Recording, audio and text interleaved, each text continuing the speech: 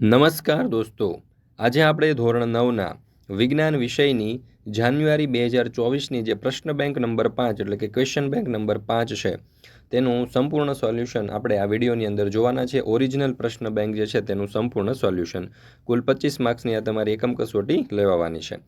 તો મિત્રો આપણા વોટ્સઅપ ગ્રુપની અંદર પણ જરૂરથી જોડાઈ જજો, જેથી કરીને આવનારા તમામ વિડીયો અને પીડીએફની લિંક તમને વોટ્સઅપ પર પ્રાપ્ત થતી રહે।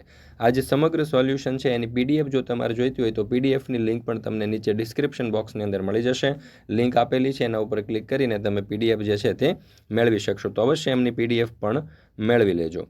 સાથે સાથે આ જે સમગ્ર સોલ્યુશન છે એટલે કે વિજ્ઞાન વિષયનું, તેની સાથે ગુજરાતી વિષયનું પણ સંપૂર્ણ સોલ્યુશન જે છે તે આપણી ચેનલ ઉપર અવેલેબલ છે। તો એની લિંક પણ તમને નીચે ડિસ્ક્રિપ્શન બોક્સની અંદર મળી જશે, જરૂરથી તેનો અભ્યાસ કરી લેજો। જોઈએ પ્રશ્ન નંબર 1 અ વિભાગમાં કુલ 10 પ્રશ્નો આપેલા છે, જે પૈકી કોઈ પણ 2 પ્રશ્નોના ઉત્તર આપવાના છે। એમાં પહેલું NaNO3 ના આણ્વીય દળની ગણતરી કરો। તો NaNO3 એટલે કે સોડિયમ નાઇટ્રેટ, NaNO3 ના આણ્વીય દળ, તો એમાં 1 ગુણ્યા Na નું પરમાણ્વીય દળ પ્લસ 1 કૌંસમાં N નું પરમાણ્વીય દળ પ્લસ 3 ગુણ્યા O નું પરમાણ્વીય દળ, તો 2 કૌંસમાં 23 પ્લસ 1 કૌંસમાં 14 પ્લસ 3 ગુણ્યા 16, તો 46 પ્લસ 14 પ્લસ 48 એટલે કે 108 યુ। ત્યાર પછી બીજું કેલ્શિયમ કાર્બોનેટ અને સોડિયમ સલ્ફાઇટના રાસાયણિક સૂત્ર જણાવો। તો કેલ્શિયમ કાર્બોનેટની સંજ્ઞા છે CaCO3, વીજભાર થશે +2 -2 એટલે સૂત્ર થશે CaCO3। સોડિયમ સલ્ફાઇટનું સૂત્ર થશે Na2S। ત્યાર પછી ત્રીજું છે CaCl2 માટે એકમ સૂત્રી દળની ગણતરી કરો। તો CaCl2 નું એકમ સૂત્રી દળ, તો Ca નું પરમાણ્વીય દળ પ્લસ 2 કૌંસમાં Cl નું પરમાણ્વીય દળ 40 કૌંસમાં 40 પ્લસ 2 કૌંસમાં 35.5 એટલે 40 પ્લસ 71 એટલે 111 યુ। ત્યાર પછી છે ચોથું K2CO3 માટે એકમ સૂત્ર દળની ગણતરી કરો। તો K2CO3 નું એકમ દળ, તો 2 કૌંસમાં K નું પરમાણ્વીય દળ પ્લસ 1 કૌંસમાં C નું પરમાણ્વીય દળ પ્લસ 3 કૌંસમાં O નું પરમાણ્વીય દળ, તો 2 કૌંસમાં 39 પ્લસ 1 કૌંસમાં 12 પ્લસ 3 કૌંસમાં 16, તો 78 પ્લસ 12 પ્લસ 48 એટલે કે 138 યુ।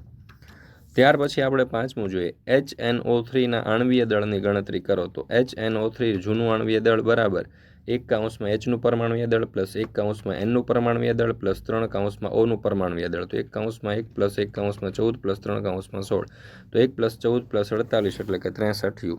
ત્યાર પછી છઠ્ઠું આપેલ આયનોના કોઈ પણ 2 સંયોજનો લખો। તો એમાં જો SO4 એટલે કે મેગ્નેશિયમ સલ્ફેટ, Cl- એટલે સોડિયમ ક્લોરાઇડ, Na+ એટલે સોડિયમ, Mg2+ એટલે મેગ્નેશિયમ। ત્યાર પછી સાતમું બહુપરમાણવીય આયનો શું છે, એક ઉદાહરણ આપો। તો પરમાણુઓનો સમૂહ કે જે આયનોની માફક વર્તે છે તેને બહુપરમાણવીય આયન કહે છે। એક કરતાં વધુ પરમાણુ ધરાવતા આયનને બહુપરમાણવીય આયન કહે છે। CO3 એટલે કે કાર્બોનેટ આયન, SO4 એટલે કે સલ્ફટ આયન અને PO4 એટલે કે ફોસ્ફેટ આયન।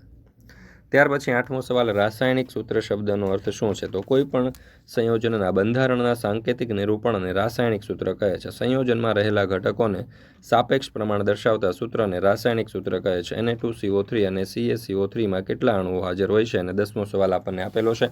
તો મિત્રો આ સમગ્ર સોલ્યુશન જે છે વિજ્ઞાન વિષયના સમગ્ર સોલ્યુશનની જે પીડીએફ આપણી ચેનલ ઉપર મુકાઈ ચૂકી છે અને સમગ્ર સોલ્યુશનનો વિડીયો પણ મુકાઈ ચૂક્યો છે। તો આ સમગ્ર સોલ્યુશનના વિડીયો અને પીડીએફનો અભ્યાસ કરવા માટેની લિંક તમને નીચે ડિસ્ક્રિપ્શન બોક્સની અંદર આપેલી છે, તો જરૂરથી એ લિંક ઉપર ક્લિક કરી અને આ વિડીયો અને પીડીએફનો અભ્યાસ કરી લેજો।